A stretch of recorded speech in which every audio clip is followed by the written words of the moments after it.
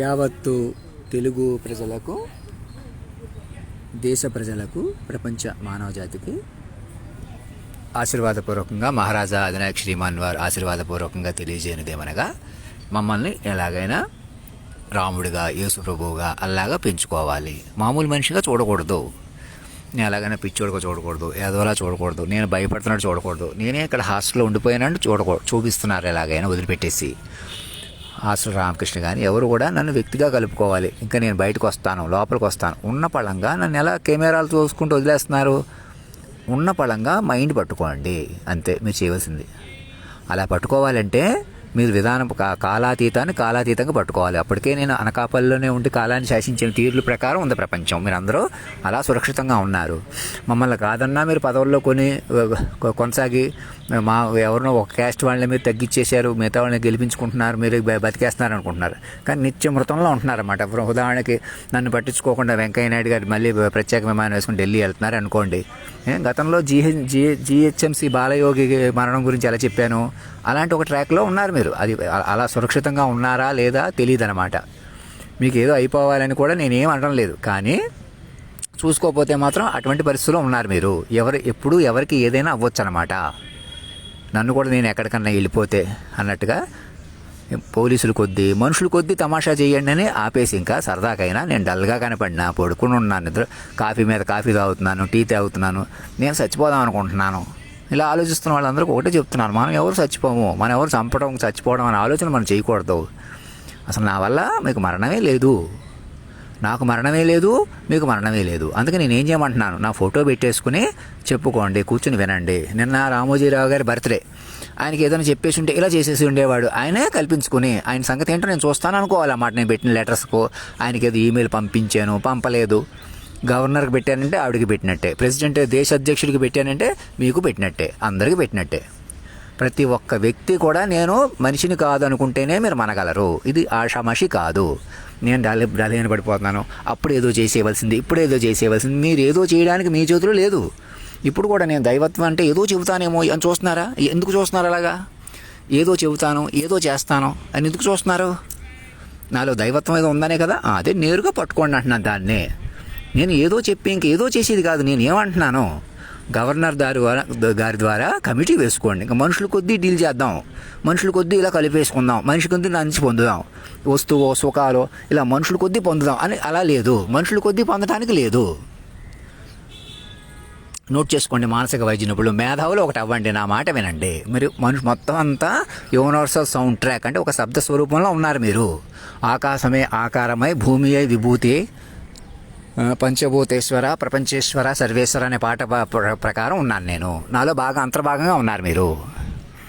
మీరు కూడా మాటకే కనెక్ట్ అవ్వాలి. ఇంకా మీరు వ్యక్తుల కొద్దీ, కోర్టుల కొద్దీ నడపాలి. సిట్టింగ్ జడ్జెస్ అంటే వాళ్ళు స్వతంత్రం ఉండాలి. ఏదో తమ్మిని బంధించేసి వాదించేటువంటి మహామేధావుల వల్ల, మా పండితుల వల్ల, గురువుల వల్ల, ఎవరి వల్ల నడుస్తుంది అని అనుకుంటున్నారు. అక్కడే పొరపడుతున్నారు. మొత్తం యూనివర్సల్ సౌండ్ ట్రాక్లో ఉంది సిస్టమ్ అంతా. System is set for retrieval format. There is no persuasion, there is no support for the physical persuasions. The total system of the universal system is according to the word retrieval. That means ఇప్పటికే జరిగిన, చెప్పుకోవలసిన, వినవలసిన, ఇది వ్యక్తిగత గొడవలాగా వ్యక్తుల కొద్దీ మానేసేయండి. మీరు వ్యక్తుల కొద్దీ తమాషా చేయటం, వ్యక్తులు ఒకళ్ళని అడ్డం పెట్టుకుని ఒకళ్ళు ఏదో తమాషా చేయటం మానేసేయండి. సరదా కూడా అలాంటి పనులు ఇంకా ఎవరు నా మనుషులా, పరాయ మనుషులా, ఎవరు మనుషులు లేరు. నాకు కూడా మీరు మీ మనిషినే, పరాయ మనిషిని కాదు నేను. బంధం కొద్ది భౌతికంగా ఎవరికే ఎవరో మనుషులుగా కలుపుకోలేరు. మీ పిల్లలు, మీ మనవడు రామోజీరావు గారు మనవడు కూడా నా కంట్రోల్లో ఉన్నారు, నా ప్రకారం ఉన్నారు. అలాగే కొత్తగా పెళ్లి చేసుకున్న మెహక్ కానీ, రాణాబాబు కానీ నాలో ఆడతనానికి, మగతనానికి అనుసంధానం జరగాలి. నాలో చేరిన ఆడతనం, మగతనం తల్లిదండ్రి. అలాగే కొత్తగా పెళ్లి చేసుకున్న నిహారిక కానీ, ఇంకొకళ్ళు కానీ, ఇప్పటికే మీరు పెళ్లిళ్ళు చేసుకుని డిస్టర్బ్ చేసిన వాళ్ళు కానీ, వ్యక్తులు కానీ, ఒంటరిగా ఉంటున్న వాళ్ళు కానీ, ఏ కులం వాళ్ళైనా, మీరు ఇప్పుడు దాకా ఏ కుల వృత్తి చేసినా, ఏ మత వృత్తి చేసినా, మీరు ఏం చేసినా అది మీకు ఆ వృత్తుల ప్రకారం పని చేయదు. నేను బ్రాహ్మణ్ణి, నేను పలానా తక్కువ కులం వాడిని, ఎక్కువ ఎవరూ లేరు అలాగా. మాట ప్రకారం అందరూ ఒక మాట పట్టుకుని మీరేంటో చెప్పుకొని నిరూపించుకుని ముందుకు వెళ్ళాలి. పాత తప్పుల నుంచి, కుసంస్కారాల నుంచి బయటకు వచ్చేసి కొత్తగా చెప్పుకొని వినటంలో చూడాలి. నన్ను పిచ్చోడిని అనుకోకూడదు, ఎదవలా కనపడుతుంటే ఎదవని అనుకోకూడదు, నేను భయపడుతున్నాను, నేనే తక్కువ, నేనే చచ్చిపోదాం అనుకుంటున్నాను, పొరపాటును కూడా ఎవరినో చంపేస్తే, ఎవరినో చచ్చిపోతే, ఎవరినో భయపెడితే, ఏదో దారికి వచ్చేస్తాడు, మాట్లాడితే దారికి వచ్చేస్తాడు, అప్పుడు ఏదో చేసేయవలసింది. ఇంకా అప్పటికే మీ చేతిలో ఉన్నట్టే నేను మీ దారికి వచ్చేయాలన్నట్టు చూడటం. ఇంకా ఇలా చెప్పేస్తే, ఇలా బయటకు వస్తే, లోపలికి వస్తే, కొత్త డ్రెస్ వేసుకుంటే, పాత డ్రెస్ వేసుకుంటే, చిరిగిపోయిన డ్రెస్ వేసుకున్నాను, మురికి బట్టలు వేసుకుంటున్నాను, ఏదో తడి పారేసుకుని బట్టలు వేసుకుంటున్నాను, ఇలాంటివి కూడా రహస్య కెమెరాల్లో చూసుకుంటూ మొదట మీరు మనసులో ఉన్న మురికిని తీసేయండి. పురుషోత్తమ కాలస్వరూపాన్ని నన్ను పవిత్రంగా చెప్పుకోండి. ఒక 1000 పేజీలు, 20 పేజీలు, 30 పేజీలు, ఇలా బట్టల కొద్ది, ఇలా మనుషుల కొద్ది, ఇలా మాటల కొద్ది, ఇలా లేదు. ఎవరి కొద్దో, వాళ్ళ కొద్దో, వీళ్ళ కొద్దో మలపడానికి లేదు. మొత్తం ప్రపంచం అంతా ఒక మాట విశ్వరూపం ప్రకారం, వాక్ విశ్వరూపం ప్రకారం ఉన్నాయి. మీ చుట్టూ ఉన్న పాటలు, మాటలు, టీవీ ఛానల్స్, వాటి పేర్లు, ఊళ్ళు, అవి వాటిలో పనిచేసేవాళ్ళు, చెప్పేవాళ్ళు. అలాగని కాదు, ఎప్పుడో చెప్పాననే కాదు, ఇప్పుడు కూడా సౌండ్ ట్రాక్ అంటే అలా వస్తుంది. అలా కాదు, మేము మీడియాల కొద్ది మా కథలు ఉన్నాయి, మా వాళ్ళు ఉన్నాయి, మా పిల్లలు ఉన్నారు, మా బలమైన వాళ్ళు ఉన్నారు, తెలివైన వాళ్ళు ఉన్నారు, ఇంజనీర్లు ఉన్నారు, డాక్టర్లు ఉన్నారు, ఒక ఫారిన్ వెళ్ళి చదువుకుంటారు, అమెరికాలో బోల్డని అవకాశాలు ఉన్నాయి, ఆ సదవకాశాలు ఉన్నాయి, దుబాయ్లో ఇన్వెస్ట్మెంట్లు చేసుకోవచ్చు. ప్రపంచం ఎక్కడికో వెళ్ళిపోతుంటే ఇంకా మీరు కొత్తగా నా ప్రకారం మళ్ళీ వెనక్కి వెళ్ళిపోతుంది, అల్లకల్లోలం అయిపోతుంది అనుకుంటున్నాడు. ఒకటే ఆలోచించండి, మీరు ఎక్కడికో వెళ్ళిపోతుందని చెప్పి మీరే అల్లకల్లోలంలో బ్రతుకుతున్నారు. మీ చల్లామల్లా బతుకుతున్నారు. మాటను చల్లామల్లా ఉపయోగిస్తున్నారా? ధర్మేంద్ర కానీ, TV9 రవిప్రకాష్ లాంటి వాళ్ళు కానీ, ఇంకొక ఛానల్లో పనిచేస్తున్న యాంకర్స్ కానీ, అలాగే వీళ్ళే కాదు వెనకాల నడుపుతున్న అసలు బిజినెస్ మ్యాగ్నెట్ కానీ, హాస్టల్ రామకృష్ణ లాంటి వాళ్ళు కానీ, గబుకుని నాకు ప్రాధాన్యత వచ్చేస్తే ఇలాగని మానుకోమంటున్నాను. వ్యక్తుల కొద్దీ తమాషా చేయడం మానేసేయండి. వ్యక్తులను ఎవరినో వేధించడం వల్ల, భయపెట్టడం వల్ల, ఏదో చేసేయటం వల్ల, ఇప్పుడు ఏదో చేసేసారు కాబట్టి ఇంకా అది బయటకు వచ్చేస్తాయి, లోపలికి వచ్చేస్తాయి. మీరు మైండ్తో సెట్ చేసుకోవాలా, మీరు మైండ్తో కలుపుకోవాలి అందరినీ. మొత్తం అందరూ మైండ్ సెక్యూరిటీలో ఉన్నారు. మీరు ఏం చేశారు ఇప్పుడు దాకా, ఎంత మంచి చేశారు, ఎంత చెడు చేశారు కూడా లెక్క రాదు నన్ను పట్టుకుంటే. అందుకే దేవుడు, ఇంక మళ్ళీ దేవుడు ఎందుకు? ఇక నన్ను ఒకసారి కాలస్వరూప పురుషోత్తమాన్ని పట్టుకుని చెప్పుకొని వినటం వల్ల నన్ను కూడా బలపరుచుకుంటూ మీరు ముందుకు తీసుకెళ్తారు. అంతేగాని నన్ను పట్టుకుంటే ఏదో అయిపోతుంది, దాని బదులు తమా చేసేయడం మంచిదని ఎవరు అనుకుంటున్నారు? ఒకవేళ ఎవరన్నా అలా అనుకుంటుంటే ఒకటే చెప్తున్నాను, మీరు మైండ్ పట్టుకుంటేనే పరిస్థితి మీ చేతిలోకి వస్తుంది. ఇప్పుడు ఎవరి చేతిలో లేదు. పోలీసులుగా, కోర్టులుగా ఇంకా దొంగలు దొరుకుతున్నారు, రౌడీ షీటర్లు ఉన్నారు, అక్కడ దొంగతనాలు చేశారు, అక్కడ వాళ్ళు చేశారు, వీళ్ళు చేశారు, రౌడీ షీటర్లు ఉన్నారు. ఇప్పుడు దాకా 20 ఏళ్ళ నుంచి అతను దొంగతనాలు చేసేసాడు.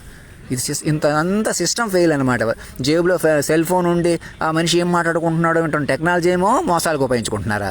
నేను సెల్ ఫోన్ పక్కన పెట్టేలాగా నా దగ్గర కెమెరా లేకుండా నేను కొంచెం నిట్టూర్పుగా ఉంటే అది ఉపయోగించేసుకుని ఇంకా బలహీనపరిచేయడానికి చూస్తున్నారా?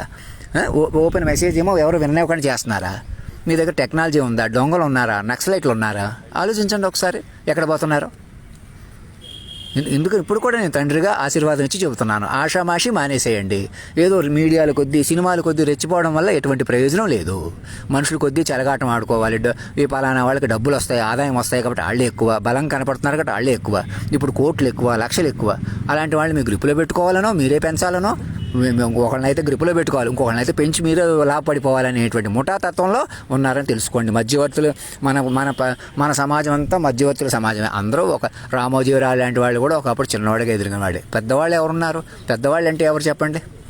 ఈ భూమి మీద పెద్దవాడు అంటే ఎక్కడున్నారు చెప్పండి? దేవుడే స్వయంగా పెద్దవాడు కాదు.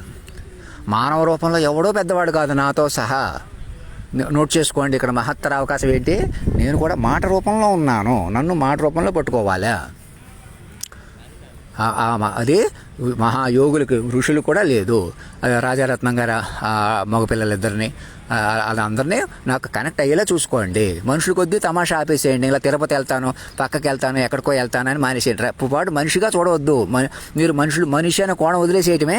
ఇప్పుడు దాకా మీరే చేయాలనే కాంక్ష కానీ, చేసిన తప్పులు కానీ, ఒకరిని వేధించినా, బాధ పెట్టినా, కొంతమంది చంపేసిన పాపాలు కూడా అందరి మీద పోతాయి. మీరు వ్యక్తుల మీద పెట్టే కదా అందరికి ఉండిపోతాయి. అందరూ వెనక్కి పట్టుకుని ఉండిపోతున్నారు. నోట్ చేసుకోండి. వెలిగిపోతున్న ప్రపంచం మీద ఆధిపత్యం మీకు ఎప్పటికీ రాదు. అసలు అలాంటి ఆధిపత్యం లేదు. అసలు మీరు మాటతో పట్టుకోవాల్సి ఉంది కొత్తగా. ధర్మో రక్షతి రక్షత సత్యమేవ జయతే.